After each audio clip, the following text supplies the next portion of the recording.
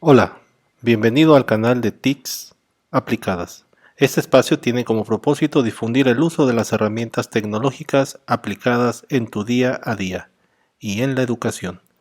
Mi nombre es René Cuevas.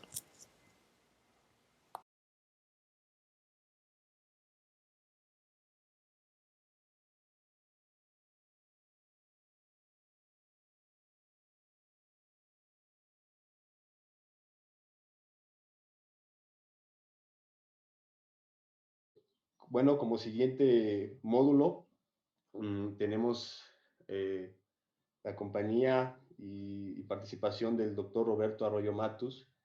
Eh, Cabe aclarar esto, profesor es profesor investigador, miembro del núcleo académico básico de la MI, de la Universidad Autónoma de Guerrero.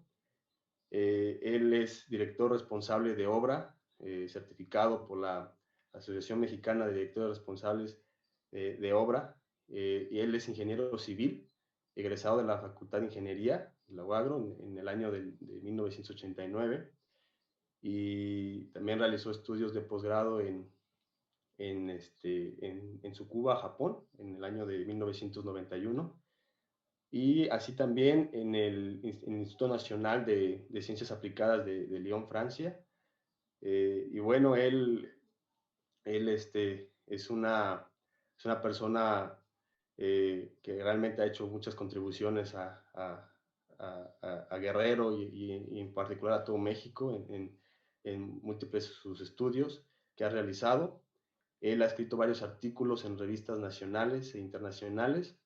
Eh, Participación a través de CONACYT, ¿sí? Y particularmente también publicó un libro en el 2005, se llama Mira cómo tiemblo. Este libro pues difunde a través del Centro Nacional de Prevención de Desastres y de la ONU una alternativa, ¿no? De conocimiento y difusión de los problemas que abarcan en la sismicidad. Y bueno, para no serlo más, es una de las cosas que él nos ha aportado. Eh, Hacemos esta mención breve de una breve semblanza curricular. Y bueno, los dejo con ustedes. Presento al doctor Roberto Arroyo Matus. Es un honor tenerlo aquí. Cedemos los micrófonos y adelante.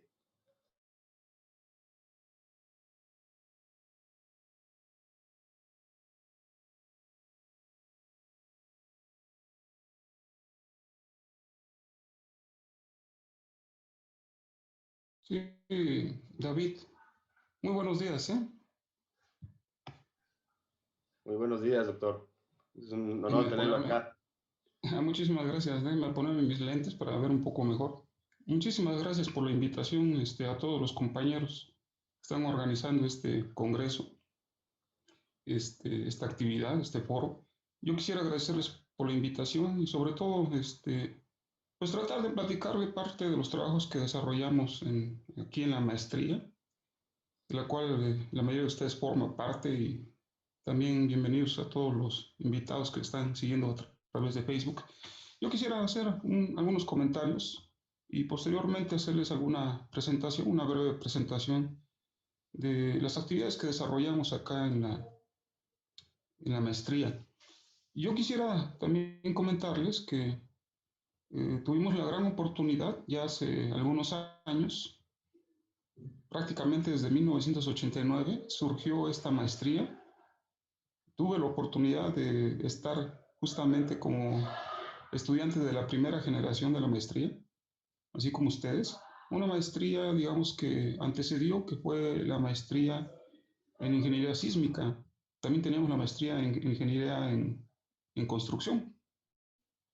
Posteriormente, casi 10 años después, de 1989 hacia más o menos el 99, 98, apareció otra maestría, la de computación, que de hecho se consolidó hasta ese año, pero prácticamente como desde el 92 o del 93 ya estaba funcionando. Déjame comentarles también que pues ya tenemos un tiempo relativamente largo ya funcionando como un programa de maestría. tuve la gran oportunidad de hacerme cargo de la coordinación a partir de 2002 más o menos, hasta prácticamente 2017. Muchísimos años en los que tuve la gran fortuna también de que después de funcionar casi 10 años la maestría no tenía ningún egresado y prácticamente en 2003 pudimos graduar al primer compañero de estas maestrías, ¿verdad? Y a partir de ahí ya ha habido un flujo de producción y formación de recursos humanos que pues, nos ha permitido más tarde reestructurar las maestrías y tratar de tener una nueva, que es en la que están ahora ustedes inscritos y que inclusive tiene acceso a las becas del CONACYT, lo cual nos parece fabuloso y muy interesante. Entonces, les repito, tenemos un camino ya largo, recorrido en aquellos años. Yo creo que la mayoría de ustedes no había todavía nacido, pero varios de sus profesores se formaron en nuestra maestría y para no tener endogamia, pues se fueron a estudiar su doctorado al exterior, varios de ellos en posgrados nacionales y algunos otros en posgrados del extranjero, por ejemplo. Entonces, quisiera comentarles pues que es una gran oportunidad, una buena oportunidad para que pues intercambien sus impresiones, pero yo les quise platicar un poquitito de manera breve, pues digamos la reseña histórica, muy breve de nuestra maestría. Entonces creo que hay ya bastante experiencia, los profesores cada vez se consolidan más. Tenemos varios profesores ya en el Sistema Nacional de Investigadores y la mayoría de ellos tiene un perfil apropiado y bien calificado por la Secretaría de Educación Pública. De tal manera que es un posgrado que, pues, esperemos que se consolide aún más y a lo mejor en un momento dado tenga la connotación de internacional. Déjenme comentarles que hemos tenido demanda ya de estudiantes extranjeros, sobre todo de cubanos y algún compañero colombiano que quiso venirse, pero desafortunadamente no ha habido oportunidad quizá para que se abra tanto la posibilidad para estudiantes extranjeros, sobre todo por el aspecto de las visas, de, del flujo un tanto restrictivo que hay de Cuba hacia México para tratar de hacer este tipo de estudios. Y es una lástima, pero esperemos que se pueda revertir y próximamente tengamos esa gran oportunidad de que tengamos también compañeros de otras latitudes, sobre todo compañeros latinoamericanos. Ya tuvimos estudiantes europeos, estuvieron unos compañeros franceses aquí, sobre todo en la licenciatura, y que empezaban a estudiar parte del posgrado aquí en México con nosotros, pero desafortunadamente tampoco se pudo lograr. Pero vamos en ese camino, es la internacionalización de nuestro posgrado. Déjenme comentarles también que, no sé si lo sepan, que México es un país de oportunidades desde hace muchos años, desde el punto de vista de la formación de recursos humanos. Se ha incentivado mucho el otorgamiento de becas en el extranjero, inclusive también de becas para extranjeros en México. Así que se han formado, gracias a estos aportes económicos del gobierno mexicano, que son de todo el pueblo, pues finalmente, para formar mucha gente de Latinoamérica. Hay muchos profesores, muchos maestros y doctores que se formaron en México gracias a becas del CONACYT, cosa que en sus propios países, por ejemplo en Colombia, en Perú, por lo regular es difícil tener acceso a becas de este tipo, y no becan extranjeros, como lo hace México. Entonces, por eso les comentaba, el CONACYT ha sido un baluarte, un impulsor, un motor importante para que la gente se forme cada vez más en este tipo de estudios, estudios avanzados, estudios que permiten desarrollar investigación. Y la idea, pues, es, les repito, seguirnos consolidando. Pues yo quisiera, no sé si tenga la mano aquí, no veo aquí, no conozco muy bien el Zoom para compartir pantalla. Ah, ya lo vi. Normalmente usamos el Meet, pero déjenme mostrarles en pantalla la presentación que quiero hacerles. Es una presentación marcada aquí, poco antigua. Espero poderles presentar en dos fases. Esta presentación trataría Déjenme regresarme un poquito nada más. De recomendaciones prácticas, que en nuestra área, yo estoy adscrito como profesor de la orientación de construcción sismo resistente y tratamos de trabajar un poco este aspecto, pero pues no aburrirlos para que todos sigan más o menos esta plática sobre algo que nos interesa a todos, que es la seguridad de nuestras edificaciones, del lugar donde estudiamos, donde trabajamos y donde vivimos.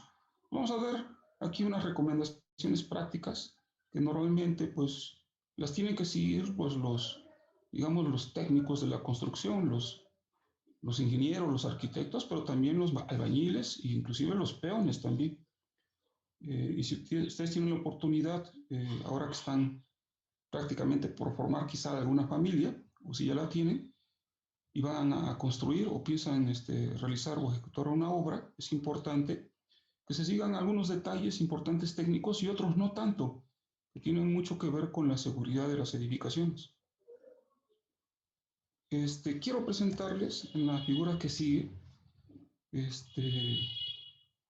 ahorita que mencionaba mi currículum, seguramente pues dijeron, no, pues estuvo en Japón, estuvo en Francia, este profesor seguramente debe tener una cantidad de recursos importante como para andar viajando por todos lados y estudiar fuera del país. Eh, este es mi padre, a lo mejor lo conocieron, él estaba en la plaza central de Chilpancingo, ahí en el Zócalo, y era bolero. Fue bolero prácticamente él vivió 91 años, falleció en 2014, fue bolero alrededor de 81 años, más o menos empezó a la edad de 10 años a dar el servicio de aseo de calzado, ahí en la Plaza Cívica. Les platico muy rápido, quiero hacer algunas anécdotas aquí en la plática, es de que mi padre, aún con pues, limitaciones económicas muy fuertes, de niño nos platicaba que estaba en la primaria y pues iba a la escuela y le iba bastante bien, era muy sobresaliente. Sin embargo, un día que le iba a corresponder dar unas palabras en un homenaje, se preparó y llegó a la casa besándole a su abuelita y a su madre, más bien se hizo cargo su abuelita de él, de su formación, de su escasa formación que tuvo. Pues llegó a la casa y le dijo, abuelita, ¿sabe qué? Me va a encargar dar unas palabras, y pues me hicieron el honor de que yo participe en el homenaje de manera especial. Y le dijo a su abuelita, ¿sabes qué? Mi hijo, no hay dinero para comer, ya no vas a ir a la escuela. Te vas a quedar a ayudarme y nos vamos a ir a, pues a los terrenos de siembra de un hacendado, ¿verdad? Que teníamos aquí en Chilpancingo. Y pues vamos a ir a hacer pizca y a tratar de trabajar, pues, porque ya no hay dinero, ya no se puede ir a la escuela. Entonces mi papá muy triste, a partir de ahí, pues dejó de ir a la escuela, prácticamente se quedó a mitad de la primaria y ya no estudió. Así que pues, se puso a trabajar y tuvo que dedicarse a ganarse la vida, no teníamos recursos, una familia muy humilde. Y sin embargo, les comentaba, a pesar de esas limitaciones, nos impulsó para que tratáramos todos sus hijos pues, de estudiar. Creía en los trabajos honestos, quizá muy humildes, pero bastante decorosos. Así que por eso les quise presentar esta fotografía de mi papá, porque él, a pesar de sus limitaciones, pues trató de formar a todos sus hijos. Y en el caso de su servidor, pues a mí me impulsó para que, junto con mi mamá, con mi señora madre, pues de estudiar, de tratar de estudiar y de formarnos. Y tuve la gran oportunidad, les comentaba, de que pues, pude viajar al exterior y formarme un poco más. Después de la licenciatura, conseguí una beca del CONACYT. En aquellos años, estoy hablando más o menos de 1990, El CONACYT todavía daba inclusive becas para, antes de irse al extranjero, estudiar idiomas. Me dio una beca, primero para estudiar japonés. Posteriormente, de regreso a México para seguir el doctorado, me dio una beca para estudiar francés. Entonces, lo repito, yo estoy muy agradecido con el CONACYT, con mis padres también, ¿verdad? Porque me impulsaron a formarme. Historias de este tipo probablemente son similares a las suyas, porque estamos en una región en donde lo que resalta y abunda es la pobreza, ¿no? Pero bueno, yo les platico esto como pues un agradecimiento a mi padre, que lo quise recordar el de hoy porque fue una persona bastante importante para todos nosotros, nuestros hermanos. Y bueno, como un impulsor también en la formación de todos nosotros, que afortunadamente pudimos concluir todos por lo menos una licenciatura. Bueno, ahora quisiera comentarles algo relacionado pues con los aspectos sísmicos, ¿no? En los que nos tratamos de formar a partir de que acabamos la licenciatura y tras el impacto que tuvimos de vivir a media licenciatura el sismo de 1985. Realmente impactante, ¿eh? Yo recuerdo que alrededor de unos 2 o 3 días después del terremoto, aterraba escuchar cómo se solicitaba apoyar a las personas para conseguir hielo, para conservar a todos los cadáveres que había, que se habían recuperado y que los tenían pues en medio de un estadio, el estadio de béisbol del Seguro Social. Ahí se llevaron un montón de ataúdes, personas que no tenían ataúd y que las querían conservar para que las pudieran identificar. Fue algo terrible y disculpe que les hable de esto, pero es importante recordar que el fenómeno sísmico, debido a la pobreza que existe en ciertas regiones de México, pues impulsa desafortunadamente las tragedias, porque la vivienda que poseemos es desafortunadamente poco resistente, es muy vulnerable y pues esto está asociado justamente a que no se les da un seguimiento técnico, la gente no tiene para pagar un ingeniero, un arquitecto y en ocasiones tiene que construir de manera pues utilizando la autoconstrucción o apoyándose pues con personal que a veces no tiene mucha experiencia en lograr una edificación segura.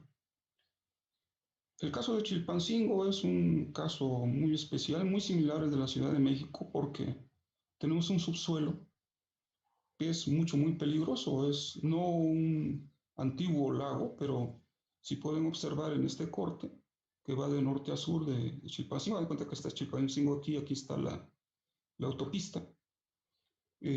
Pueden apreciar que en ese corte pues tenemos depósitos aluviales que ha ido poco a poco pues justamente depositando, a veces la redundancia, el río Guacapa, y que tenemos una estructura así de suelo muy macizo, de color verde que aparece aquí en este corte, pero también suelos relativamente muy blandos, como los que están pintados de color como ocre o café aquí en la figura.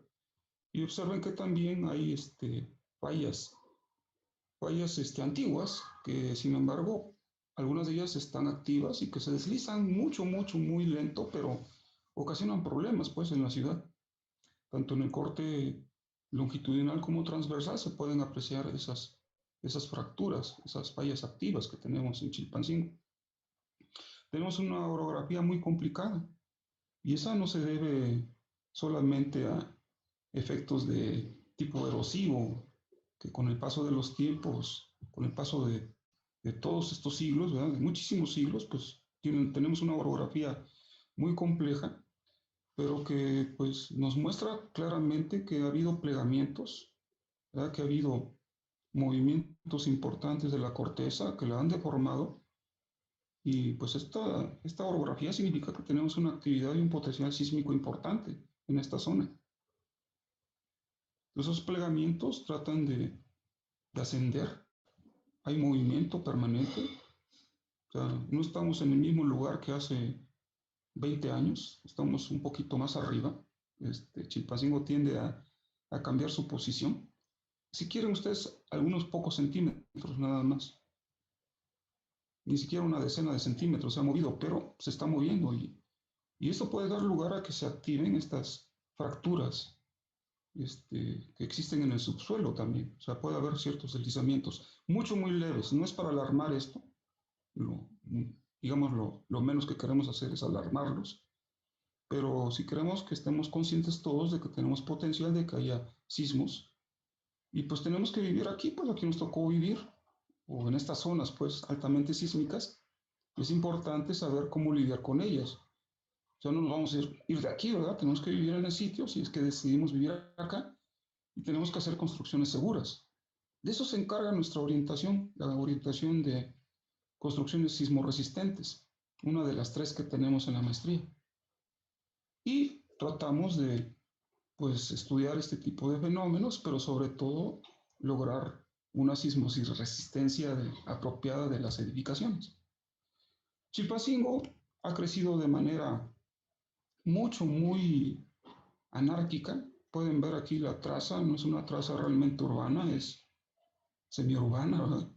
Y ya no hay espacio para construir en las zonas, digamos, del valle de Chilpancingo. Se está creciendo ya sobre zonas de las faldas, las laderas, en las faldas de los cerros. Y son zonas que aparentemente tienen un suelo firme, pero realmente no lo es. Es un suelo engañoso. De tal manera que se han producido ya problemas severos, no nada más en algunas viviendas, sino en sectores, en manzanas completas se han producido deslizamientos y deformaciones que han estropeado las viviendas y las dejan pues más vulnerables ante la ocurrencia de un sismo. Las fracturas, pues esos deslizamientos, esos movimientos que puede llegar a haber. Han visto, nada más como un ejemplo, nada más que seguido reparan aquí justamente enfrente de CU, ahí donde está la estatua de Lázaro Cárdenas. Cada rato están levantando el pavimento y lo reparan y bueno, pasar algunos años y lo reparan otra vez. Está una evidencia de que tenemos un movimiento de flujo de materiales, de reptación, muy lento, que provoca deformaciones en este pavimento.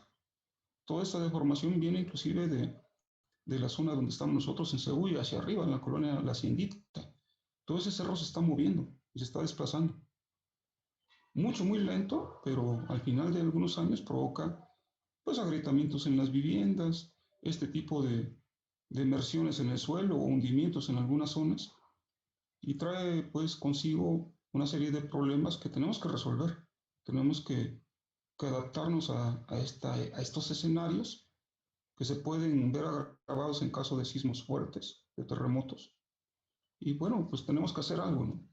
Parte de lo que debemos de hacer es construir edificación segura, que sea apta y apropiada pues para este sitio. Pero les comentaba, en este caso, por ejemplo, en este fraccionamiento que seguramente conocen, las casas que están pintadas de diferente color hacia el sur de la ciudad y en la falda de un cerro, pues se ha construido con medidas de seguridad. Sin embargo, ha habido algunos detalles como deslizamientos importantes de algunos taludes que afortunadamente no han provocado problemas, pero que hay este potencial de que se vuelvan a presentar y pues entonces hay que estar controlando también este tipo de fenómenos que si lo observan son fenómenos que están asociados digamos, vamos a llamar a pues funciones de tipo geofísica, o sea, tienen que ver con aspectos geofísicos, pero han sido inducidos por la actividad de los seres humanos. O sea, se han hecho cortes que han finalmente provocado a la larga algunos deslizamientos y que también se pueden agravar con condiciones de tipo sísmico. Nosotros hemos hecho estudios en Chilpancingo desde hace muchos años, prácticamente desde inicios de la década de 80 del siglo pasado. Y más recientemente, por ejemplo, ustedes lo deben de recordar, seguramente lo vivieron, el sismo de Apaxtla, que ocurrió pues, a unos 60 o 70 kilómetros de Chilpancingo, al norte de Chilpancingo. Tuvimos un sismo, no de subducción, no de penetración de una placa bajo otra en la zona costera, sino más bien un sismo tierra adentro, le llamamos sismos corticales, debido, les repito, sí a la subducción, pero no provocada por la subducción, sino por el plegamiento que tienen las montañas del sur. La Sierra Madre Occidental es un plegamiento de ese tipo, originado por la subducción, y esos plegamientos en un momento dado, si se sobreesfuerzan, se pueden romper y pueden provocar este tipo de sismos. Generó un sismo, digamos, de una magnitud muy baja, de 6.5. Sin embargo, Chilpancingo se vio afectado. Y de manera especial, esa zona que está marcada ahí, como de color rojo, ¿verdad? Inclusive algunas zonas todavía a lo largo de la zona donde está la aeropista, el aeropuerto, y esta zona, para que lo ubiquen, más o menos se encuentra cercana a donde está el zoológico, el Xochilpan, ¿verdad?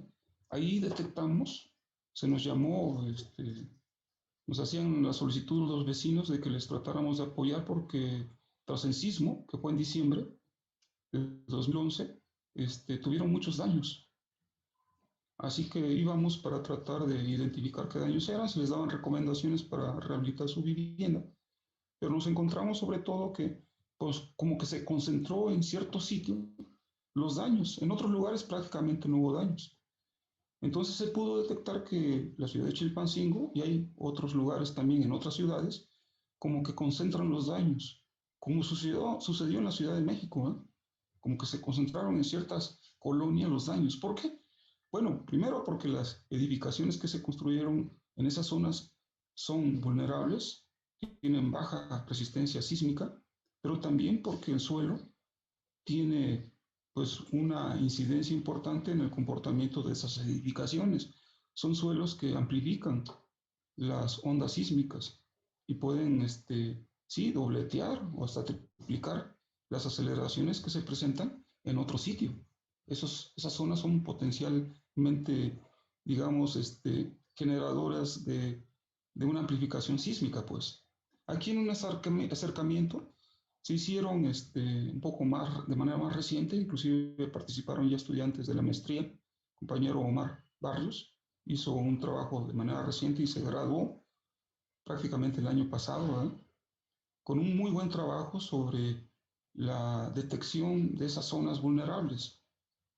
Y para ello se llevó a cabo pues un estudio para tratar de identificar en esas manzanas, donde se registraron más daños en 2011, cuáles eran las viviendas que tenían todavía pues problemas, que tenían vulnerabilidad, y eso se hace con metodologías que nosotros utilizamos para detectar de manera precisa qué edificaciones pueden llegar a tener problemas en un futuro. Básicamente, muchachos, para que se tenga un buen comportamiento sísmico se requiere que haya ciertas características, las dividimos prácticamente en 5 características cuando evaluamos una edificación, que no exista, es decir, que se vaya a construir o ya existente, tratamos de evaluar esas características que aparecen en pantalla, que es la regularidad en planta, que la estructura sea regular, pues, que no tenga salientes, que no tenga una, digamos, una planta muy alargada, porque esas son peligrosas, que tenga regularidad en elevación, o sea, que no haya, por ejemplo, entre pisos en donde exista una baja cantidad de resistencia a las cargas sísmicas, pocos muros, o si hay columnas, pocas columnas, o columnas endebles, se tratan de detectar. Se trata de revisar también, no se tiene que hacer una excavación en el caso de una vivienda existente o una edificación existente, no se excava para ver cómo está la cimentación, sino que se trata de ver cómo está la superestructura, o sea, cómo ha funcionado, si está derechita, si tiene agrietamientos, que identificamos rápidamente si se deben asentamientos o emersiones. A veces el suelo llega a empujar hacia arriba, ¿verdad? No nada más se hunde bajo las cargas, sino que puede y tiene el potencial de empujar y provocar cierto tipo de agrietamientos en las edificaciones. Entonces, tratando de observar la edificación, lo visible, pues la superestructura, podemos inferir cómo está la cimentación, qué condición podría tener, si podría tener alguna condición de daño, ahí se puede establecer viendo la superestructura. La ubicación es un aspecto muy importante, tenemos, ya saben, zonas peligrosas y otras que no lo son tanto, donde los suelos son más rígidos y se comportan mejor, ¿verdad?, las edificaciones. Y el nivel de deterioro.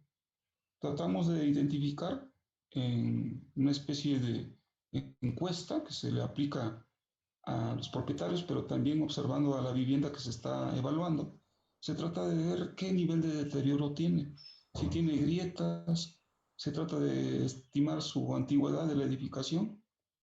Para ello se utilizan estrategias, si no se toma de manera directa el año de la construcción con el propietario, observando el tipo de losetas que tiene la vivienda, observando el nivel de envejecimiento pues, de la construcción, se puede establecer más o menos, digamos, la antigüedad, la edad que tiene la edificación, la fecha en la que se construyó, pues.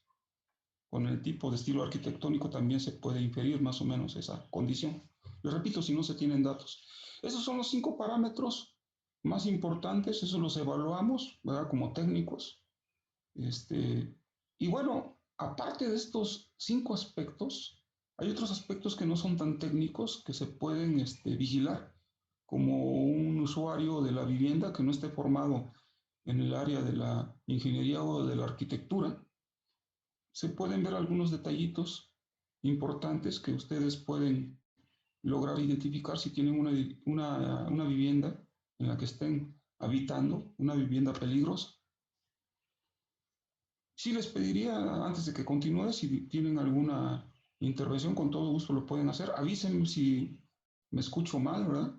O a lo mejor estoy hablando solo, a lo mejor ya no veo si ya me corté. Sí, están todos ahí, ¿verdad? Muchísimas gracias. Gracias, David. Ok, muchas gracias. Muchas gracias. Fíjense, cuando ustedes vayan a hacer una vivienda, sobre todo una vivienda nueva, procuren siempre que cuando se excave un poco más, un tramo adicional. No se debe excavar solamente hasta donde se va a desplantar el cimiento, preferentemente hay que hacer una excavación extra, que puede ser rellenada con un material mejorado. Eso lo recomendamos mucho porque, digamos, hace alrededor de unos 20 o 30 años se acostumbraba a desplantar la edificación directamente sobre el suelo. Entonces hacía la excavación y directamente sobre el suelo se ponía una plantillita pues de un concreto pobre y se construían los cimientos de piedra, brasa o de este tipo. Ya más recientemente se está usando mucho las zapatas corridas. Ok, en cualquiera de los dos casos, piedra, brasa o cimiento de este tipo corrido, es muy importante que mejoren el sustrato o el estrato, mejor dicho, que está debajo del cimiento. Digamos, para viviendas de unos 2 niveles, es muy recomendable que se reemplace entre 20 o 30 centímetros y rellenen eso que excavaron de más para dar nuevamente el nivel, lo rellenen con un material mejorado, un revestimiento preferentemente granular. Así van a tener ustedes una especie de colchón rígido para su vivienda. Y en caso de que el suelo quiera deformarse, si se deforma, si se quiere sentar, o en su caso, si se quiere esponjar, porque es otro fenómeno que puede ocurrir, que se exponga el suelo, no les transmita directamente el suelo esos esfuerzos de deformación a su cimiento, sino que se lo transmita esa capa, la cual es deformable por tener un material granular. Si hay algo que lo empuje por debajo, las gravas se van a adaptar a la deformación y ya no le van a transmitir realmente deformaciones ni esfuerzos a su cimiento, sea, les repito, de hundimiento o de expansión. Entonces, esa es digamos, una actividad que les recomiendo mucho que vigilen, que siempre tengan una cama rígida, porque los esfuerzos, cuando ustedes ponen una placa, que es la zapata, por ejemplo, sobre el suelo, se transmiten esfuerzos muy intensos, muy cercanos a esa placa, del 100% prácticamente, pero naturalmente, poco a poco, conforme van teniendo una profundidad mayor, esos esfuerzos son disipados, de tal manera que a ciertas profundidades esos esfuerzos son mínimos, del 10%, inclusive menores. Por eso esta zona que está en contacto con el suelo de su cimiento debe de mejorarse. Y aparte por los fenómenos de expansión y de hundimiento que los van a poder contrarrestar muy fácilmente si tienen una cama de material que se ajuste, que se deforme y que con esos rozamientos que haya, esos movimientos que hay entre las partículas granulares de esa capa mejorada, pues disipan mucha de la energía que se le iba a transmitir a la estructura. Se está usando, por otro lado, se está usando mucho este tipo de material, los bloques de mortero cemento. Son buenos, son muy apropiados, se está reemplazando al tabique recocido para construir vivienda o edificación y está bien. Es un buen material que tiene resistencias muy apropiadas, muy adecuadas y ligeramente resistencias mayores que la pieza de mampostería de barro recocido, por ejemplo. Sin embargo, es muy, muy importante que si emplean este material o el de barro recocido, que déjenme comentarles que la producción de ambos es muy contaminante. Producir cementos es carísimo porque hay que calcinar rocas para formar el cemento y producir tabiques, pues también es caro y sobre todo tiene un impacto y huella ecológica mucho muy grande porque pues hay que meter en hornos estos tabiques que son de arcilla, son tierra, pues tierra con un poco de acerrín y se cuecen a altas temperaturas en hornos que consumen combustible, ya sea fósil o combustible vegetal. Entonces, ambos son muy contaminantes. Déjenme comentarles también que los ingenieros de mi área, ¿verdad? Los ingenieros civiles, somos muy responsables, ¿verdad? Por los sistemas constructivos que empleamos, del gran impacto ecológico negativo que tiene pues este tipo de actividad, ¿verdad? Sin embargo, bueno, es lo que empleamos, pero de todas maneras, bueno, si se sigue empleando este tipo de material, que naturalmente hay materiales ecológicos, y se emplea este material, hay que emplear piezas chicas, pequeñas. Es otra estrategia que les pido que apliquen, ¿verdad? Si no son de esta área, o si lo son, ¿verdad? Apliquen siempre en su vivienda piezas chicas, no muy grandes. La pieza grande es complicada, genera problemas, como lo vamos a ver a continuación. Ahora están haciendo piezotas enormes, ¿verdad? Que casi no se le aguanta una sola persona porque son piezas de 60 por 40, son quizás de 20 por 40 por 60, son enormes, son muy grandes. Esas son pequeñitas, los espesores de esos tabiques rondan de alrededor de unos 7 o 6 centímetros, son relativamente cortos, entre 20 y 25 centímetros de largo, y de ancho, pues prácticamente unos 10, 12 centímetros. Son piezas chicas y manejables con una sola mano. Se pueden usar también los tabiques de este tipo, los perforados, sin ningún problema, ¿eh? Son buenos. Aparentemente son más endebles porque tienen paredes delgadas, pero sí se pueden emplear. Este tipo de elementos se refuerzan como lo vamos a ver adelante, pero son buenos. Pero piezas chicas, porque las piezas muy grandes son peligrosas. Aquí, por ejemplo, les muestro una comparación de dos muros, uno hecho con piezas grandes, donde se emplearon 35 piezas, y acá se emplearon 128 piezas. Naturalmente, para fines económicos, este muro lo levantan muy rápido. Van pegando una pieza y luego la otra y las cuatrapean así para que quede seguro, ¿verdad? Y pues rápido levantan un muro. Hay mucha producción. Mientras que en este caso, cuando usan 128 piezas, pues se van a tardar más para poder ir pegando hilada por hilada. Sin embargo, este muro se va a comportar mucho mejor, sea de block o sea de tabique recocido o tabicón, pero pieza chica se comporta mejor que los muros hechos con piezas grandes. Traten de imaginar el caso de un rompecabezas que está hecho con pocas piezas y otro de muchas piezas, por ejemplo aquí hay 9 piezas y acá hay 60, es más o menos una analogía. Traten de tomar este rompecabezas y traten de moverlo así, ¿verdad? ¿Qué es lo que hace un sismo en un muro? Lo trata de mover y lo trata de desplazar de diferentes formas, pero si están de acuerdo, este rompecabezas de 9 piezas se va pues a deshacer muy fácilmente, como que pues son pocas piezas y como que lo vamos a, prácticamente se va a ver como quebradizo, mientras que este otro, el de 60 piezas, si lo tratan de mover, como que va a tener mayor deformabilidad y no se van a separar tan fácilmente las piezas. Algo similar ocurre en los muros que están hechos con grandes piezas y con chicas piezas o piezas chicas, ¿no? Entonces, si usan piezas grandes, es muy probable que tengan, con cualquier deformación pequeñita que tengan en su muro, siempre hay deformaciones, es imposible evitarlas. Y si tienen deformaciones a lo mejor de cierta cantidad de micras, basta poquitita deformación para que su rompecabezas de pocas piezas pues se rompa, se fisure. En este caso, ¿no? Aquí lo pueden ver, ¿ve? Aquí usaron piezas grandes y pues pues se rompe justamente por la zona en donde, no sé si se noten aquí que hay una junta muy pequeñita. La junta pues es el mortero que une las piezas para formar un cuerpo global.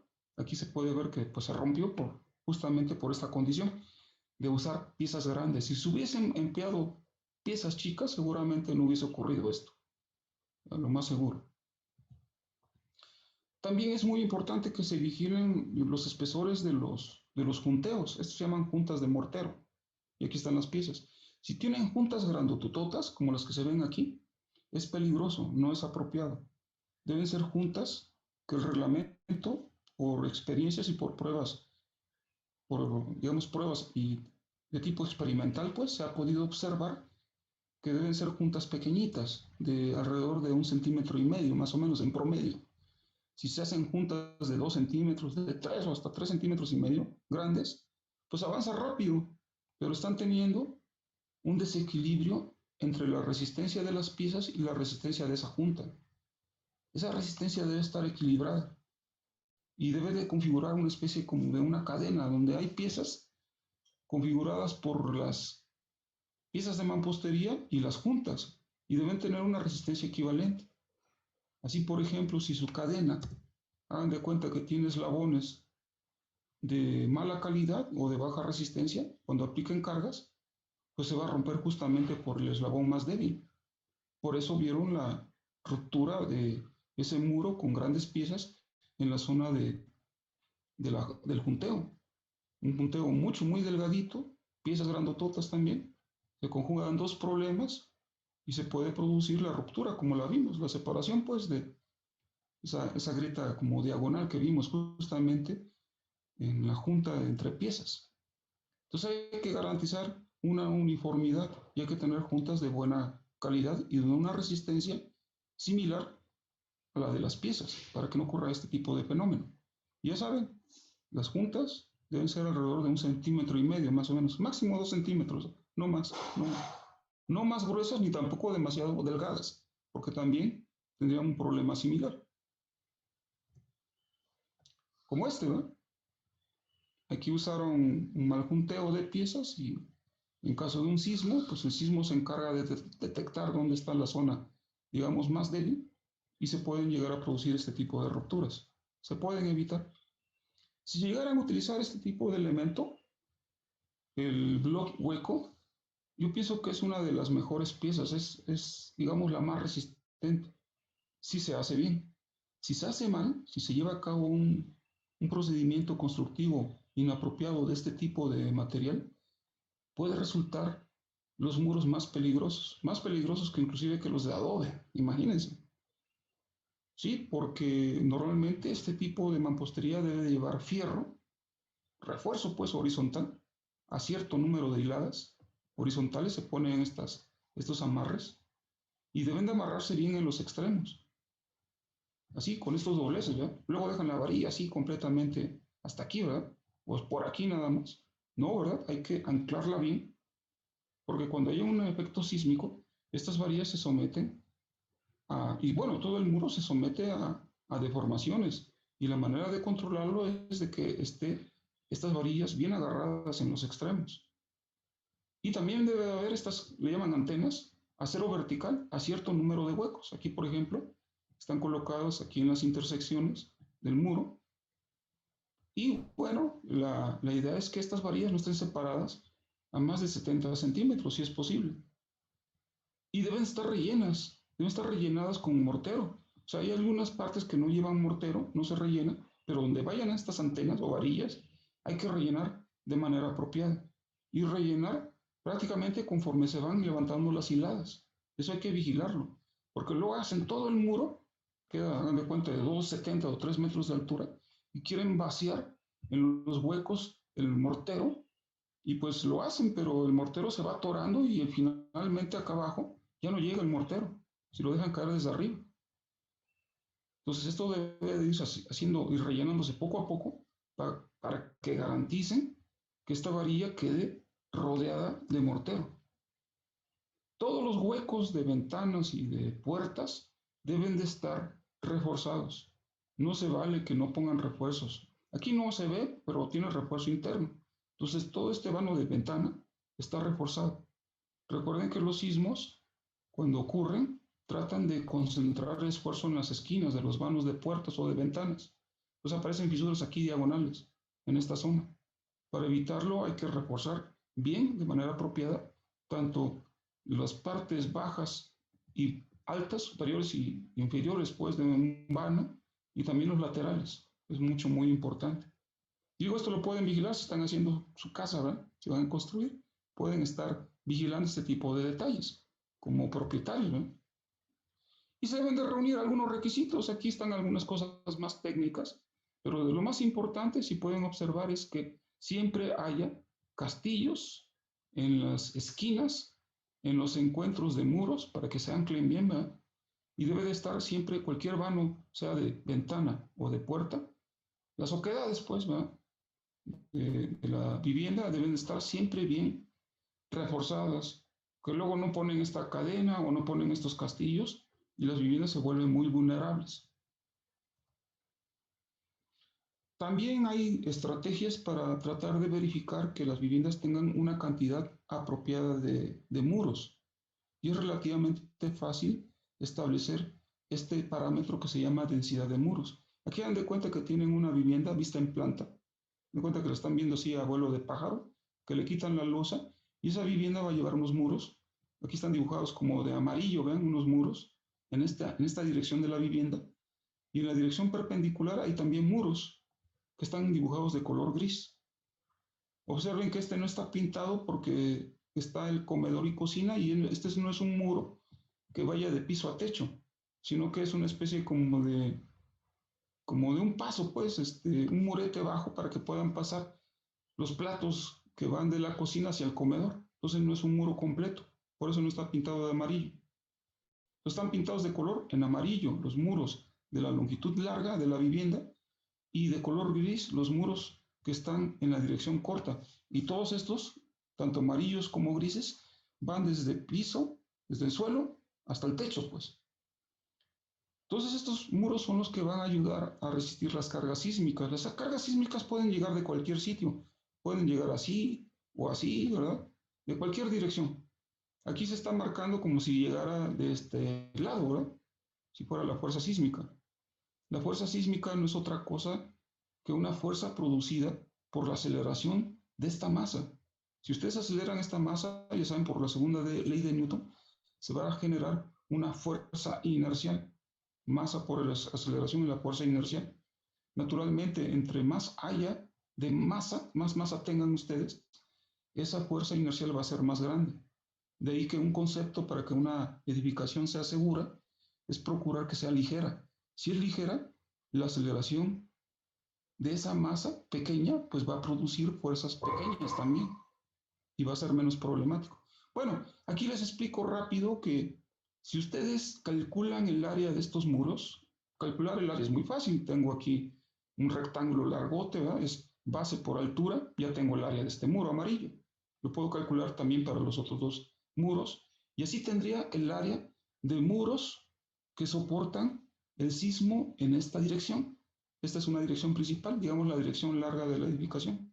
Si hago una división, perdón, si hago una división del área de los muros amarillos entre el área total construida, el área total construida es esta base de este rectángulo por esta altura, si yo divido esa área amarilla entre el área total de la construcción, obtengo el porcentaje, si lo multiplico por 100, obtengo el porcentaje de muros que hay en la dirección larga de la edificación. Y puedo también calcular el porcentaje de muros que hay en la dirección corta, sacando el área de estos muritos grises, la sumo, el área de los muros grises, y la divido entre el área total. Al hacer esto, yo obtengo el área total de muros en la dirección corta, y si la divido esa área total entre el área de la construcción, voy a lograr obtener el porcentaje, si lo multiplico por 100, el porcentaje de muros que hay en la dirección corta. Y hay gráficos de este tipo muy sencillos que aquí indican cuánto debería tener de densidad de muros, por ejemplo, una edificación de un nivel, o de dos, o de tres, o de cuatro, o de 5 niveles. Está para el reglamento del Distrito Federal, uno antiguo, ¿verdad? Otro del 87, que también es antiguo. Ya hay un reglamento de 2017, que más o menos la curva no está pintada aquí, pero es muy similar al reglamento del 87. Y está para la norma de Guerrero. Entonces vean, con este gráfico muy sencillo, yo sé que mi vivienda va a tener 2 niveles, entro aquí, ¿verdad? Y trato de ver qué porcentaje o qué densidad de muros debería de tener. Aquí puedo leer, por ejemplo, que si tiene 2 niveles, debería tener un porcentaje de densidad de muros de alrededor del 4.2, 4.3%. Yo comparo este valor de 4.3 con lo que tiene mi vivienda en planta baja de 2 niveles. Trato de ver qué porcentaje de muros tiene. Y si me resulta que el porcentaje de muros es del 6%, pues a todo dar, ¿verdad? Estoy dentro del parámetro, porque la norma me exige, la de Guerrero, como 4.3%. Pero si me resulta que yo tengo un porcentaje de muros, por ejemplo, del 2 para esa vivienda de 2 niveles, pues no le llego a lo que marca la norma. Yo necesito 4.3 y me está dando 2. ¿Qué quiere decir? Que mi vivienda es insegura. Entonces vean que por un procedimiento muy rápido, donde se hacen sumas y divisiones, con este tipo de gráficos puedo establecer si mi vivienda es segura o no. En realidad hay dos densidades de muro. Hay densidades en la dirección corta y en la dirección larga. Tengo que usar la densidad menor, la que sea más peligrosa, pues. Esa es la que voy a comparar contra lo que marca la norma. Entonces vean que es un procedimiento muy sencillo, muy simple. Pues que toma un poco de tiempo, pues, porque hay que medir los muros, pero se puede saber inmediatamente si tienen una edificación segura o insegura. ¿Cómo la ven? Es relativamente muy sencillo. Bueno, hay otro tipo de aspectos técnicos, no voy a entrar mucho en detalle en esto porque son más bien dedicados a personas que se dedican al área, pues, como en el caso de que la mayoría de edificaciones que tengan por arriba de 4 niveles, entre 4 niveles para arriba, la mayoría de edificaciones en Chilpancingo requieren no nada más muros de mampostería, de tabico, de tabicón, requieren muros de concreto, ¿eh? Y hemos detectado que hay mucha edificación que no los tiene. O sea, ya una vivienda alta requiere, debido a que hay cargas sísmicas grandes, la fuerza inercial lateral es muy grande por la masa pues, que tienen estas estructuras y pueden necesitar forzosamente el empleo no nada más de muros simples, sino de muros ya reforzados, de concreto reforzado. Y bueno, hay otras características, les repito, no entro tanto en detalle, voy un poquito más rápido para no aburrirlos mucho con aspectos técnicos. Déjenme comentarles que hay requisitos que pues los técnicos que nos dedicamos a esto, pues tenemos que respetar el área de varillas que lleven los castillos. Está normalizado, no se ponen a lo loco, ¿eh? No, no pues ponle 4 varillas de 3/8 al castillo, no. Hay castillos que son, por ejemplo, más larguitos, por ejemplo, de 15x20 o de 15x30, que no se le pueden poner naturalmente nada más 4 o 6 varillas. Se deben de calcular. Y esto no es porque pues, tenga mucha habilidad en el aspecto de la investigación. La misma experiencia, cuando se han visto daños en edificaciones en otros lugares del país, en Colima, por ejemplo, en Jalisco, donde ha habido daños, en Guerrero, en Oaxaca, nos ha dado la experiencia de que hay que reforzar. O sea, también usamos el ensayo y el error. Todos estos series de sismos que han ocurrido con el paso del tiempo nos han ayudado a identificar las vulnerabilidades, las debilidades de las construcciones. Y hay muchas de estas especificaciones que están viendo aquí en pantalla que nos ayudan a tener castillos o cadenas seguras, por ejemplo, para el caso de la vivienda típica, están tomadas de la experiencia, de favorecer pues, un comportamiento más adecuado a partir de la toma de estas experiencias. Bueno, hay más detalles aquí, como el garantizar que se hagan dobleces. Algo tan simple, vean, como hacer un doblez aquí, no de 90 grados, o sea, que venga la varilla así y se deje aquí, sino hay que doblarla para que no se doble nada más a 90, sino 135 grados. Eso es algo importantísimo, ¿eh? Pueden tener una construcción aparentemente muy bien hecha, pero si no se respetan estos detalles, puede ser muy vulnerable. Entonces hay que doblar de manera apropiada los remates, le llamamos, de los estribos o anillos de un castillo o también de cadenas de traves y de columnas.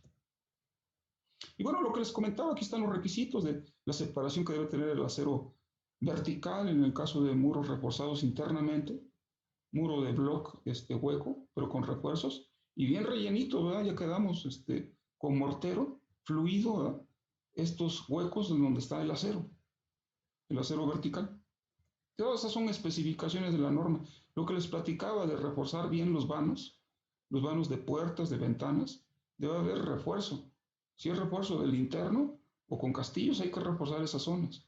Y si no se refuerzan, no es necesario reforzar aquellas aberturas que normalmente no sobrepasen, digamos, 50 por 50 centímetros, ya no es necesario reforzarlas. No son tan peligrosas.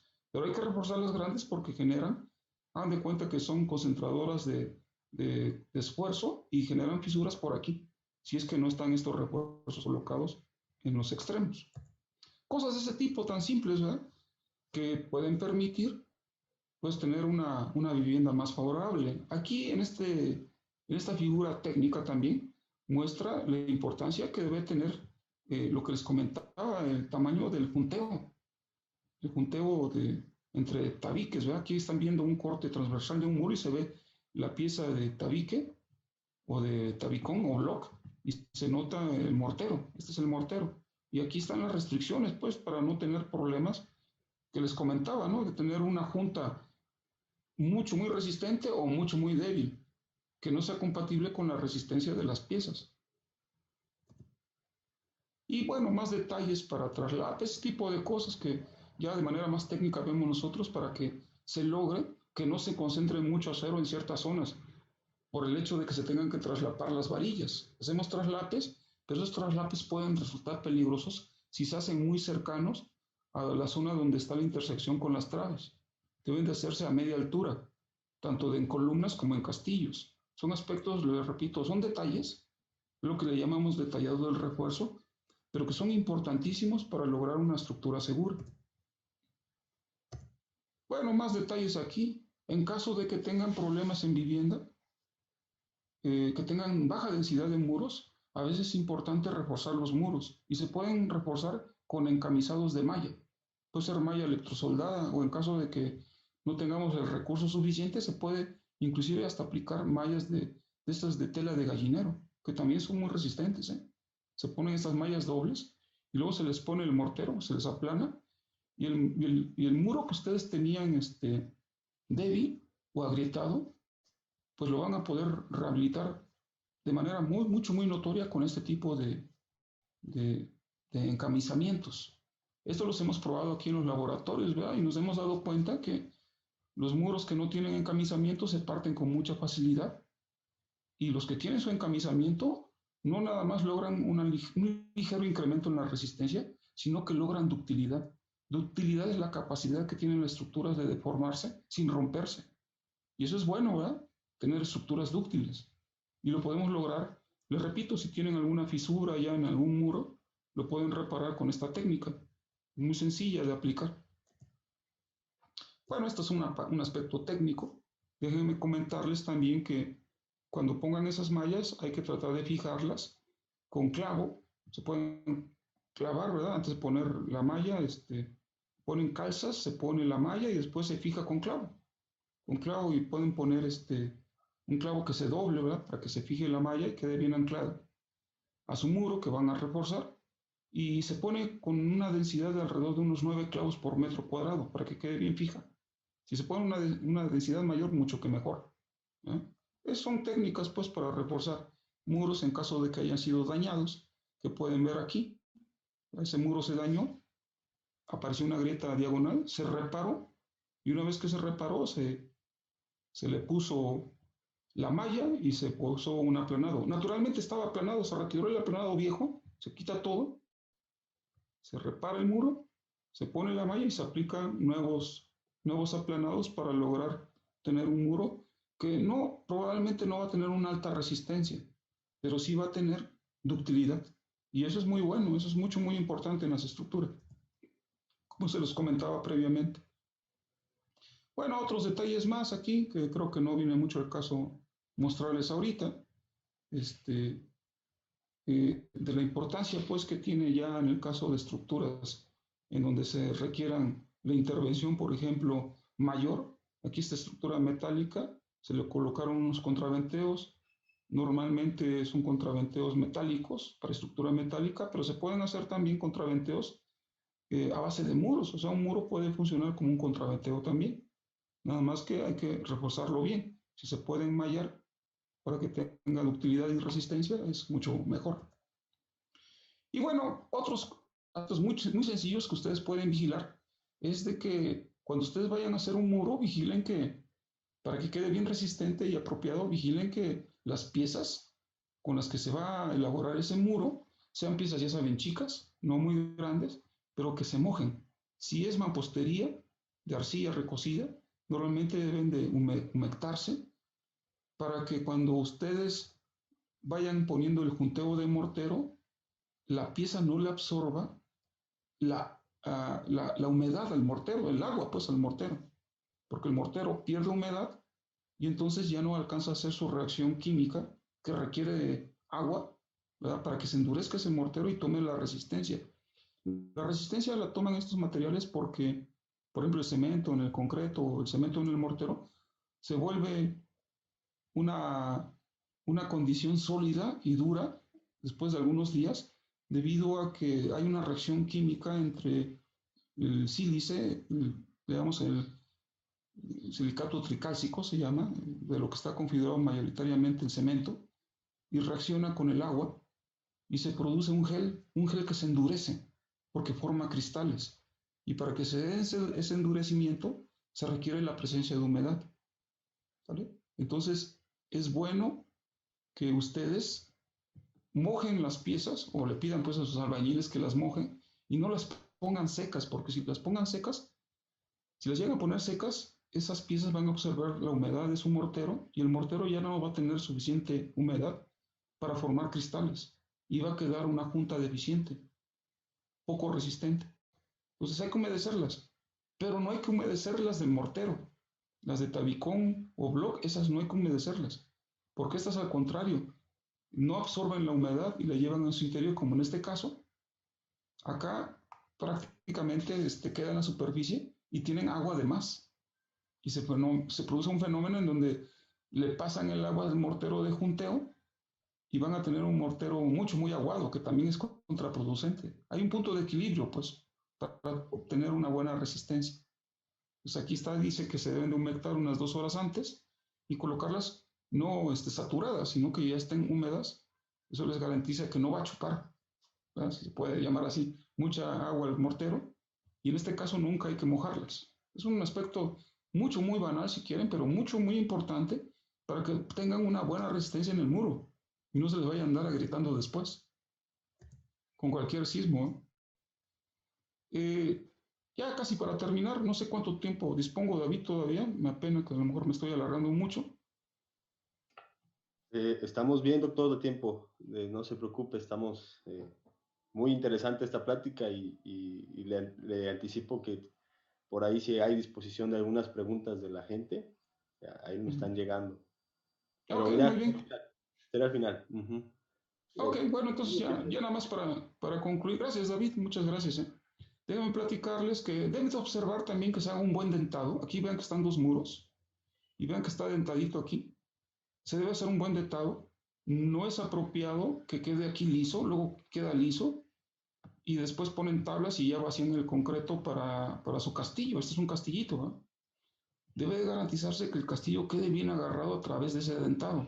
Le pueden romper a las piezas así, son piezas de mampostería, de esa de barro recocido, tabique recocido, pues. Se le rompe por un costado así, se forma lo que le llaman boca de pescado, ¿no? Y cuando vacían el concreto aquí, ponen sus tablas, ¿verdad? Ya simbran bien ese castillo y se va a adherir bien el concreto en esas zonas, ¿verdad? Va a penetrar bien y va a quedar bien amarrado los muros a su castillo. Si no hacen este dentado o estas bocas de pescado, el muro es muy vulnerable también porque queda una especie de junta ahí que va a separarse muy fácilmente en caso de sismo su muro de mampostería de sus castillos. Si de plano no se pueden romper las piezas porque sean piezas de esas prefabricadas, hay que poner entonces una especie de conectores de varilla para que se comporte bien. pues todo está especificado y normalmente lo deben de saber sus técnicos. Si no son ustedes, digamos, técnicos en la construcción, si andan en el área de las TICs, en la geomática o en cualquier otra área que no sea la arquitectura y la ingeniería, pues son estas cosas que pues no es necesario que sepamos, pero a veces sí, porque hay ocasiones en donde nuestros técnicos a veces no se formaron bien, no tienen información suficiente, y son detallitos, les repito, muy importantes que hay que aplicar en las construcciones. No vale la pena que ustedes contraten un ingeniero, ¿verdad? O un arquitecto que les haga un buen diseño, si a la hora de construir se pasan detalles, porque se queda solito el albañil o el peón solito ahí trabajando. Ellos muchas de las veces desafortunadamente no conocen estos procedimientos, que les repito, son muy sencillos y que pueden dar al traste con la seguridad de su vivienda. Lo que ya habíamos comentado ahora, tratar de reforzar bien los extremos de ventanas, de muros y sobre todo nunca hacer mezclas en el suelo, ¿verdad? Si las hacen en el suelo, pues primero hay que hacer una especie de firme para que su mezcla nunca vaya a perder humedad, porque ese es un problema grave, o sea, van a tener un concreto de mala calidad, porque parte de la humedad la va a observar en el suelo donde están haciendo la mezcla.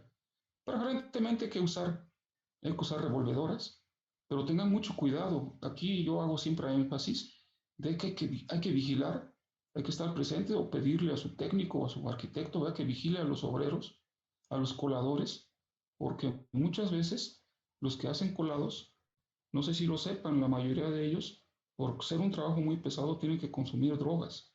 La mayoría de los coladores usan cocaína o marihuana para tratar de aguantar el trabajo arduo que es llevar las latas, ¿verdad?, de cemento y subirlas 2 o 3 niveles. Imagínense, es un gran esfuerzo y la mayoría de ellos desafortunadamente se droga para poder hacer ese trabajo. Y cuando ya está uno drogado, pues desafortunadamente se pone uno muy happy, ¿verdad?, y ya no cuenta bien la cantidad de latas de grava y de arena que le ponen.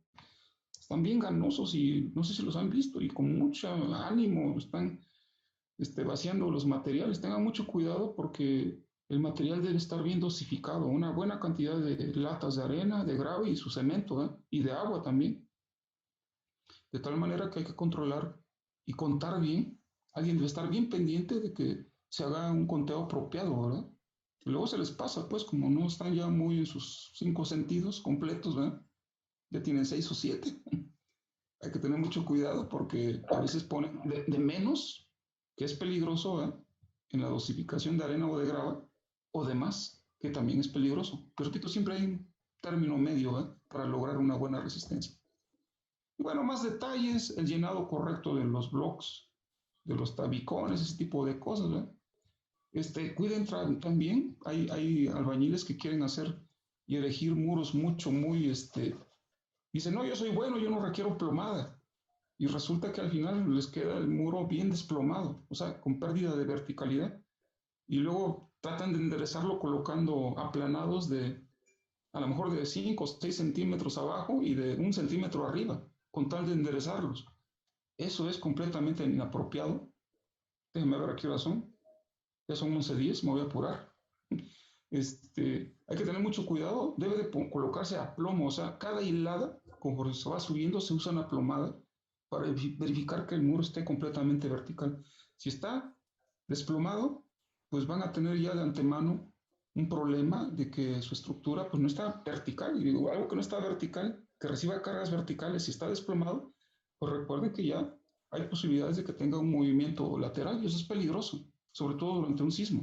Entonces hay que vigilar bien que se vaya usando la plomada hilada por hilada para que tengan un muro completamente derecho, ¿eh? Y bueno, cómo conectar muros, ¿verdad? Las instalaciones, importantísimo, pidan siempre que sus instalaciones no vayan a deteriorar a los muros, porque todas estas ranuras, ¿verdad?, que se hacen son peligrosas. Si se llegan a hacer, hay norma que indica que cuando mucho debemos hacer ranuras de 1/4 del espesor de la pieza. Se hagan de cuenta del espesor de la pieza, pues cuando mucho las ranuras deben ser de 1/4. Si se pasan de 1/4, ya están deteriorando la resistencia de su muro. Y nunca se hacen ranuras diagonales. Siempre deben ser ranuras completamente verticales u horizontales. No se deben de hacer así diagonales, porque lo que están generando ya es un plano de falla, una fisura de tipo diagonal, las cuales son muy peligrosas en el caso de sismo. Bueno, si observaron, hay un montón de detalles, hay más detalles todavía, ya un poco más técnicos.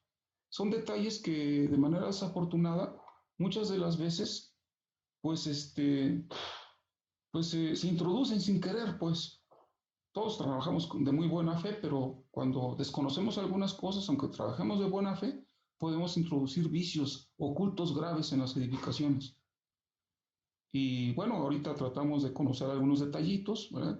Si no son del área, ya conocen algunos detalles, que observen que no son gran cosa, pues finalmente son producto de la experiencia, sí, también de algunos análisis. Aquí les mostraba ya por último un edificio que se diseñó recientemente y lo pueden observar, tiene unos muros de concreto, porque este tipo de herramientas modernas que ya empleamos ya como parte del trabajo de investigación que realizamos, permiten pues prever, no predecir, pero prever de manera muy aproximada cómo se va a comportar la estructura y la podemos reforzar. Parte de las actividades que desarrollamos aquí en la maestría es procurar tener edificaciones seguras que se comporten de manera más apropiada y pues no vayan a tener problemas durante un sismo. Esto es básicamente lo que les quería presentar, muchachos, y les repito, me da mucho gusto estar con ustedes y platicarles algunas de estas experiencias que pues no tienen quizá nada de científico, más que el empirismo, pues que forma parte del método científico también. Aprovechar pues las experiencias pasadas es muy importante y luego afinarlas mediante estudios ya de tipo tecnológico y científico, pues nos puede favorecer en tener un producto de mayor calidad, que sea sismo resistente en el caso de las viviendas, que sea seguro sobre todo, y también, ¿por qué no?, económico, ¿verdad?, y funcional. Pues esto es lo que les quería presentar, muchachos. Muchísimas gracias por su atención. Fue un gusto estar con ustedes y espero que esto les haya sido de utilidad. Muchas gracias, doctor.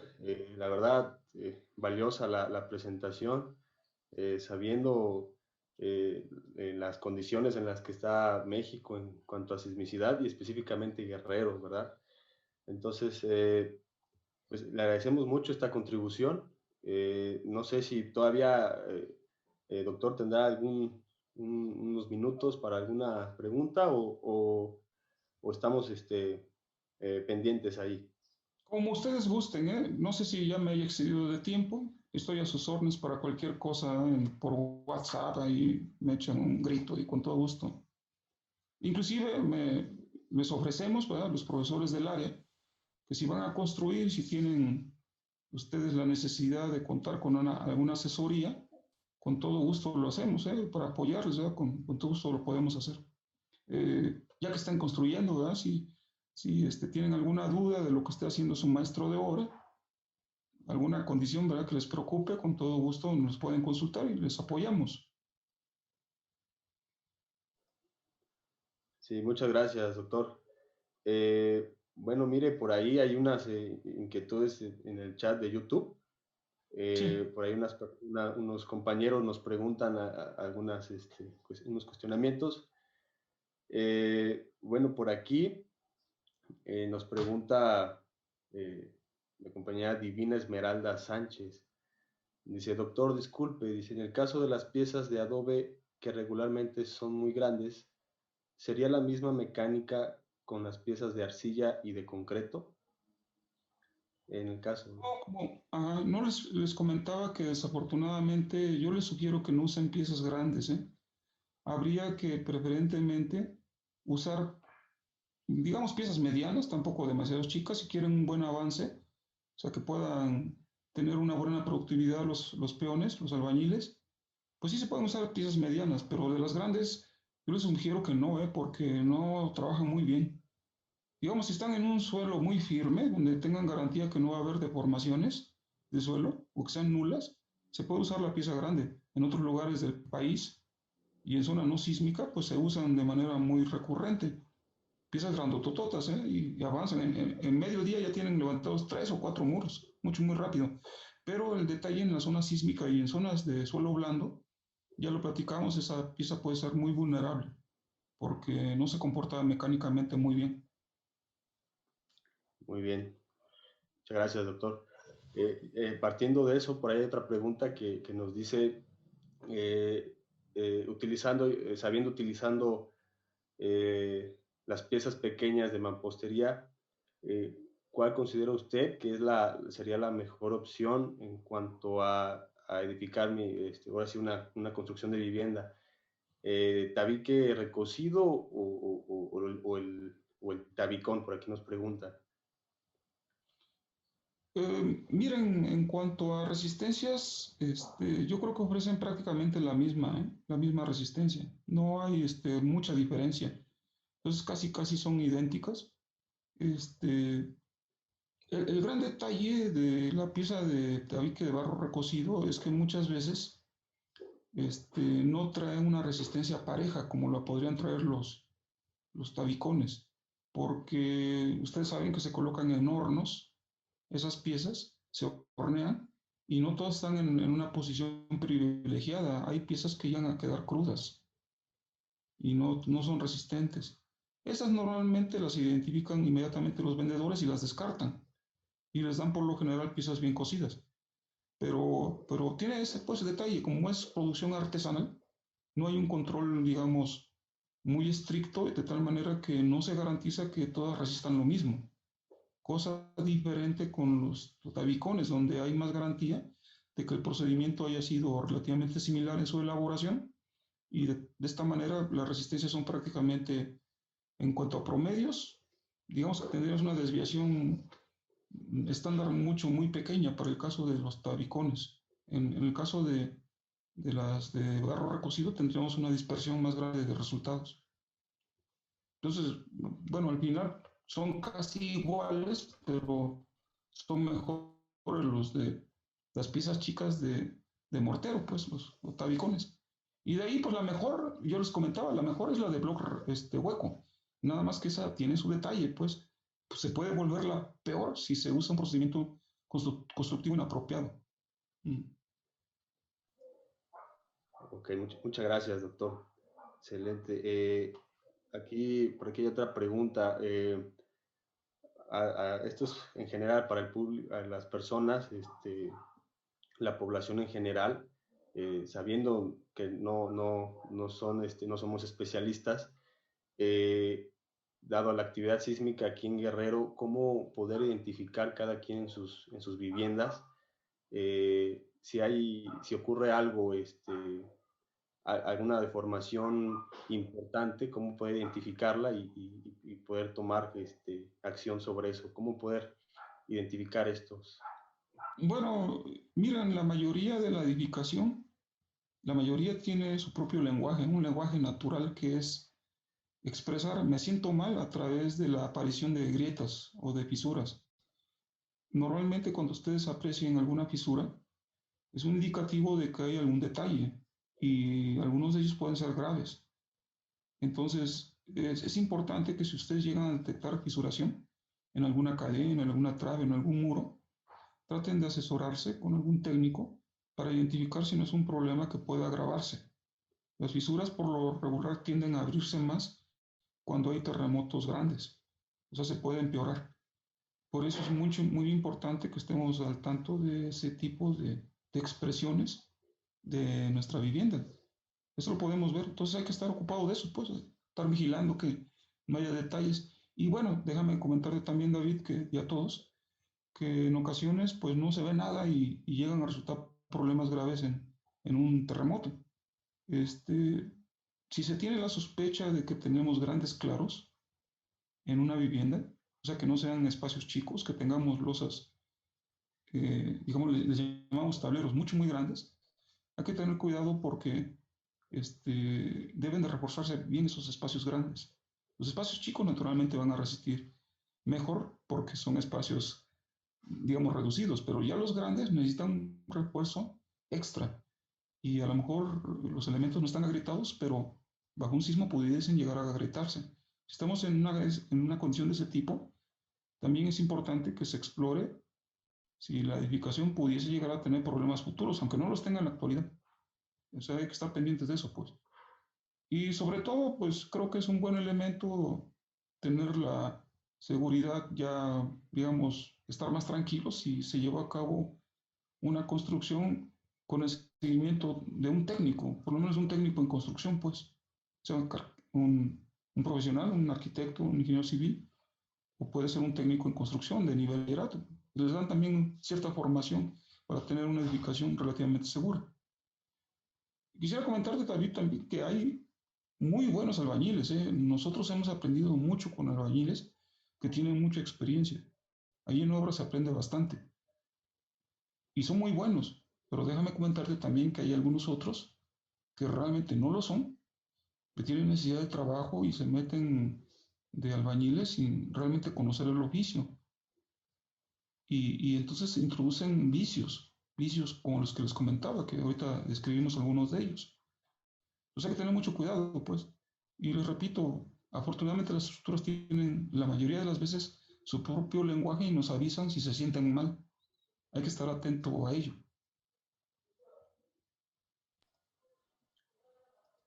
Muy bien, doctor. Gracias por la pregunta. Eh, por ahí también nos hacen este cuestionamiento. Dice, una excelente exposición, felicidades.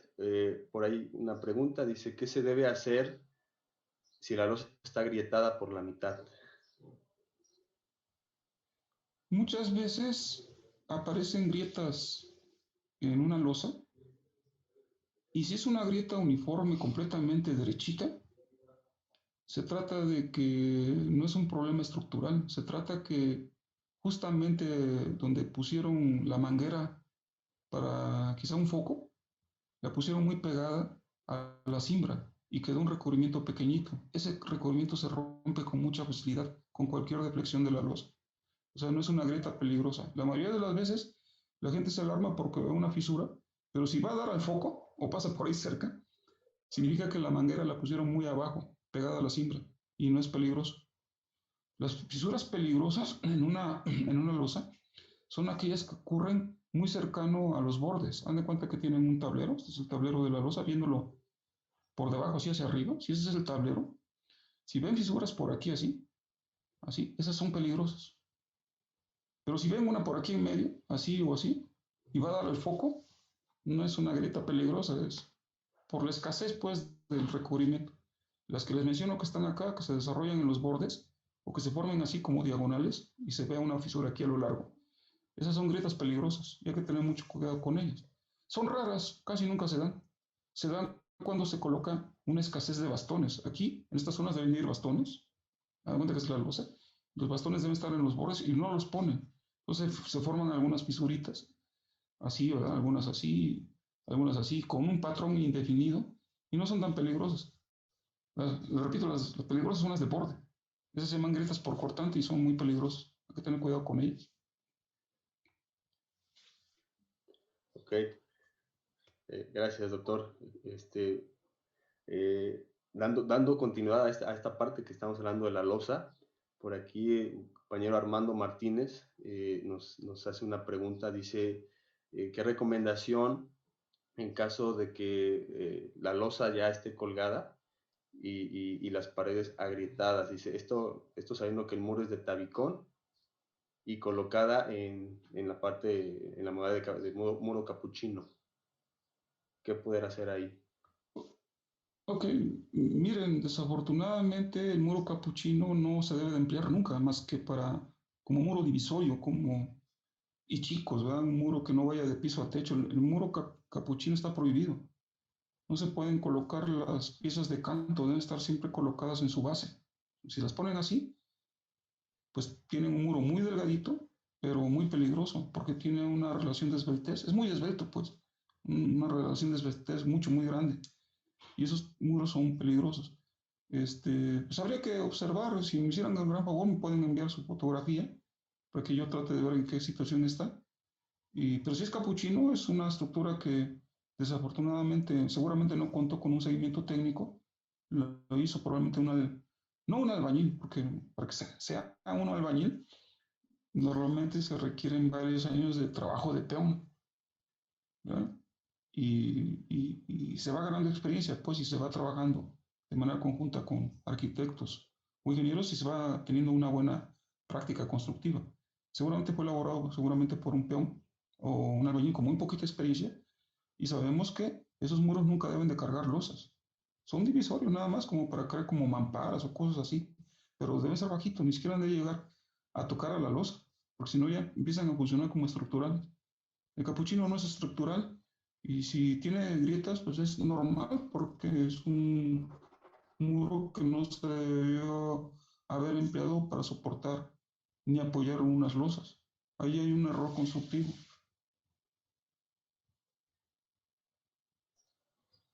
Ok, gracias, doctor.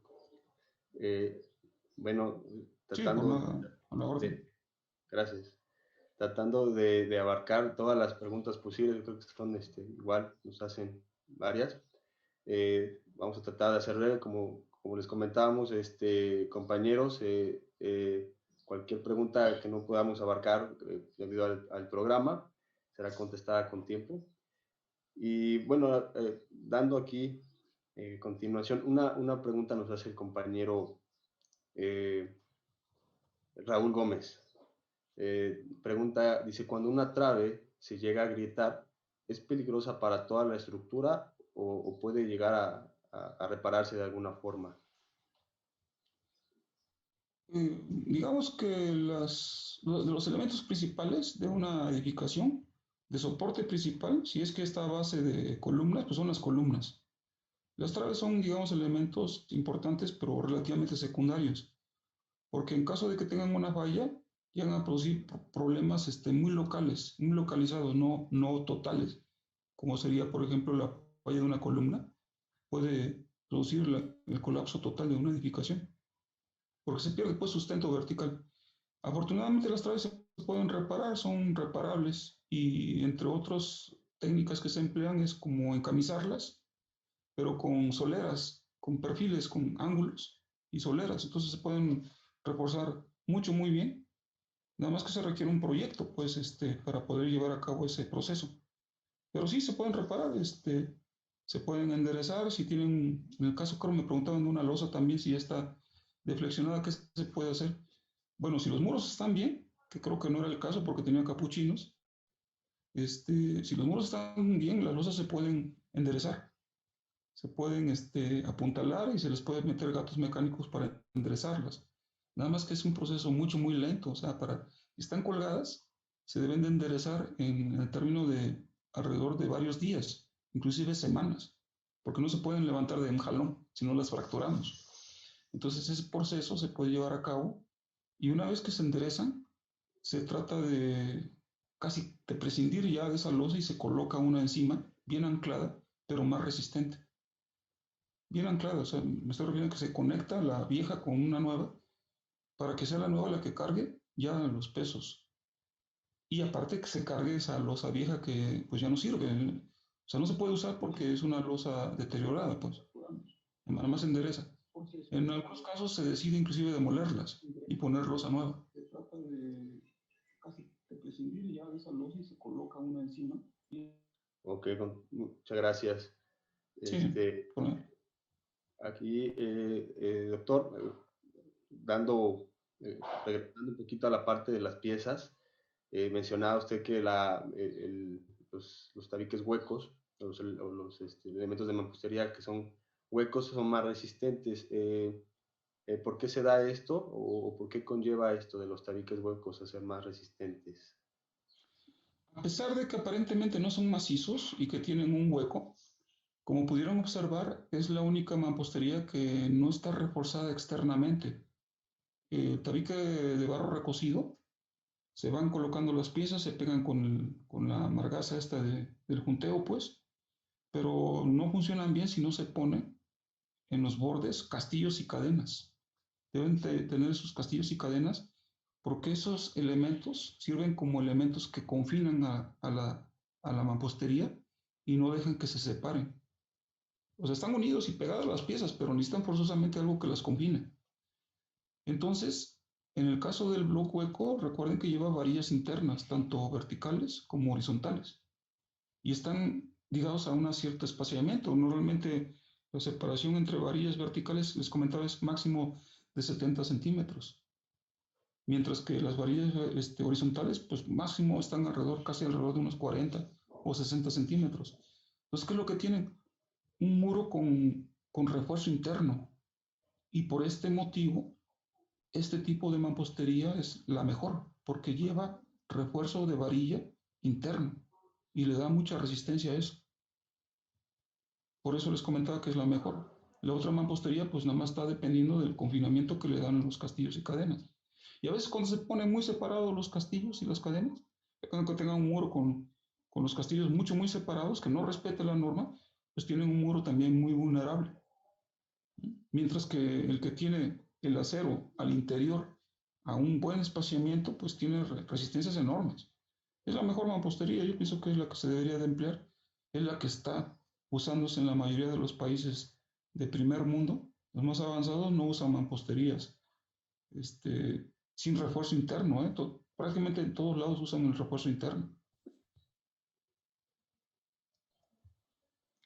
Gracias, doctor. Sí, es Y importante. perdón, David, inclusive hasta usan muros dobles, como son lugares por lo regular muy fríos, ponen muros dobles, pero con refuerzo interno, y dejan, hagan de cuenta, una capa interna que sirve como barrera para que no pasen los climas extremos, ¿no? Del exterior hacia el interior de la vivienda, como grandes, con heladas, grandes, también con el calor, en verano hace bastante calor, entonces se evita el problema de tipo térmico con este tipo de colchón de aire que queda entre los dos muros. Lleva muro doble inclusive, imagínate.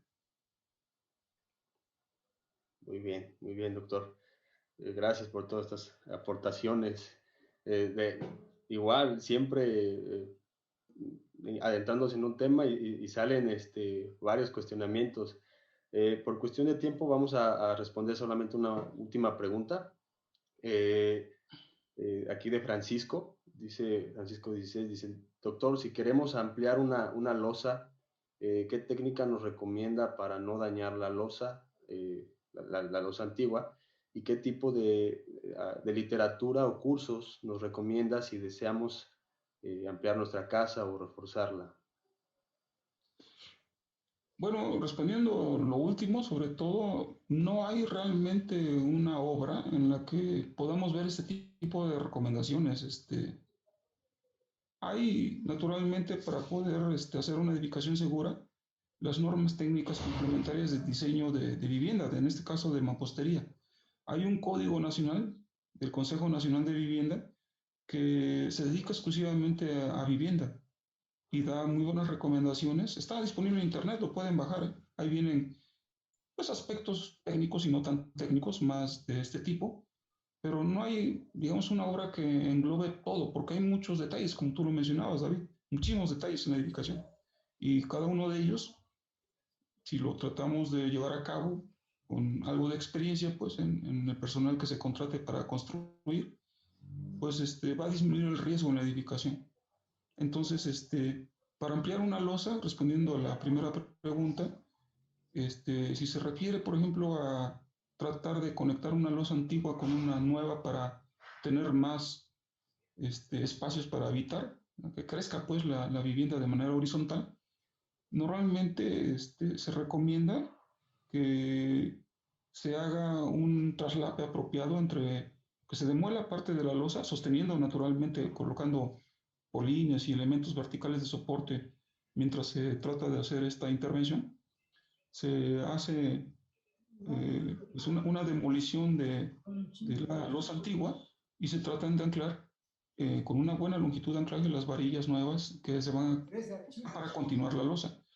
Son estrategias que, te repito, desafortunadamente seguramente no se van a encontrar en una obra así impresa, pero bueno, hay estrategias que se siguen y que en el caso, por ejemplo, de algunos manuales de rehabilitación aparecen algunos de esos tipos de detalles, pero no de manera tan, ¿cómo decirte?, tan precisa. Pues ese es el problema, que muchos de estos detalles no los vamos a encontrar más que en la experiencia de los constructores, pues, desafortunadamente. Pero te repito, documentos técnicos, pues están estos dos, el de la CONAVI y de las NTC o normas técnicas complementarias, de diseño de mampostería, donde estos parámetros se pueden consultar y pues aunque sea en texto, pues porque no he encontrado yo una obra en donde aparezcan dibujitos y que vengan así detalles, realmente no los hay. Es prácticamente como una especie de código donde vienen exclusivamente pues párrafos en texto nada más, donde se describen algunos de estos detalles, desafortunadamente. Bien, bien, gracias, doctor. Le agradecemos mucho todas estas contribuciones, esta participación tan valiosa. Eh, Dando continuidad ahí al programa, posterior vamos a dar inicio a la segunda mesa del día de hoy, donde van a exponer los compañeros, no sin antes agradecerle su tiempo y todos estos cuestionamientos que nos ha estado ayudando a resolver y decirle que es un honor tenerlo acá, esperando que en futuros eventos podamos contar con usted. Vamos a, a seguir avanzando en este trabajo de divulgación y hacer más que nada, hacer conocer a la gente lo que estamos aprendiendo nosotros como estudiantes y que sirva realmente como una contribución social y efectiva pues a lo que estamos haciendo todos nosotros, cada uno en cada una de sus ramas. Gracias, doctor, y algún último mensaje que nos quiera dar. No, pues felicidades muchachos, es una excelente actividad que están desarrollando. Esto nos va dando bríos para después participar en congresos nacionales y después internacionales, si se puede. Hay siempre un cariño por México. Yo tuve la gran oportunidad de estar fuera en algunas ocasiones y siempre ven con interés los aportes que hacemos en México. El mexicano es muy creativo, bastante creatividad, y ahorita tienen la gran oportunidad los que están en este posgrado de pues iniciar su carrera de investigadores eh, con la posibilidad de ir hacia la docencia, hacia la investigación y hacia la vida profesional también con mayores elementos para poder desenvolverse, ¿no? Les agradezco mucho por la invitación. Felicidades a todos. Gracias por estar con nosotros y nos vemos en la próxima. Así es, doctor. Pues gracias, muchas gracias.